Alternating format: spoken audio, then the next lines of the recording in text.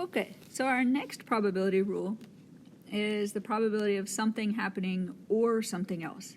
So before we did probability of A and B happening, now it's this or that, right? Okay, we have two situations. We could have it where the events are related, and we can have them where they're not related. So like this one, an example might be rolling dice.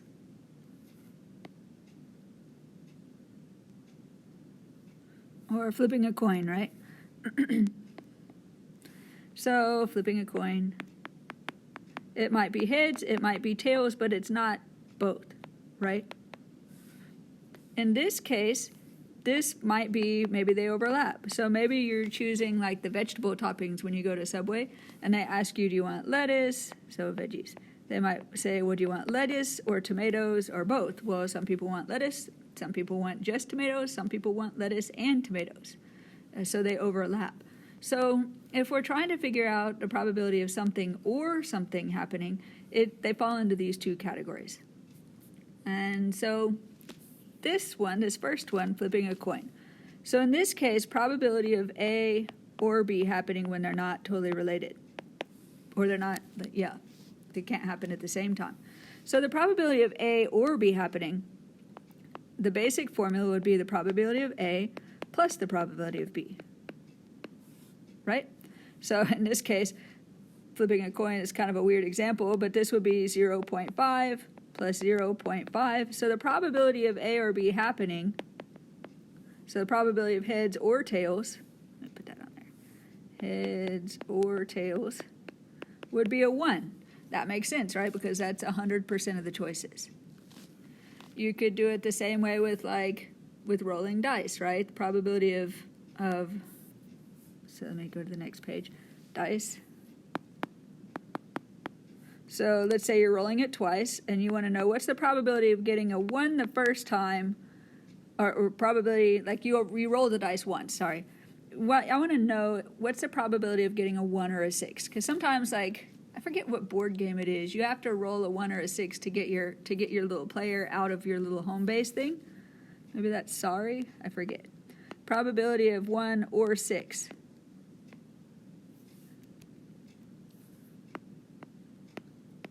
Well, probability of rolling a 1 is 1 over 6, right? Probability of rolling a 6 is 1 over 6. So probability of a 1 or a 6 would be 1 over 6 plus 1 over 6. I know, it's fractions, it's okay. Since we're adding, they both have the same denominator, the denominator stays the same. I just add up the numerators, so that's 2 over 6. So if I simplify that, then I have a 1 in 3 chance of getting my little player out of the little home base thingy on my first roll.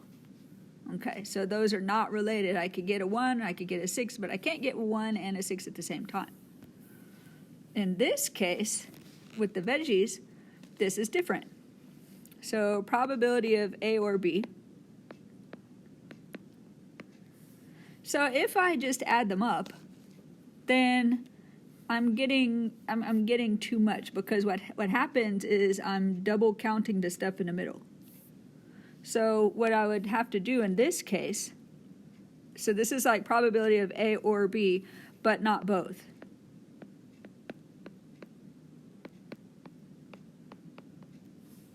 So in this case, what I have to do is I would add them up, but then I subtract out the middle part so I don't count it twice. So this would be probability of A plus probability of B minus probability of A and B, because the A and B is that part in the middle. So in our example here, I'm going to make this a little smaller so I don't run out of room. Okay, so in this case, it would be 0.75 plus 0.6 minus 0.5. Now, it's a little bit weird. This is normally probability of A and B. Remember, we multiply. But this one, we already have it set out for us on our little Venn diagram. So this would be 0.5 minus 0.5 would be 2.25. So this would be 0.85, right? So these two would be 1.35 minus 0.5 if I stay with the little PEMDAS. So this gives me 0.85. So it's an 85% chance of A or B. Okay, so let's do that again. Let's say probability of getting lettuce is 60%.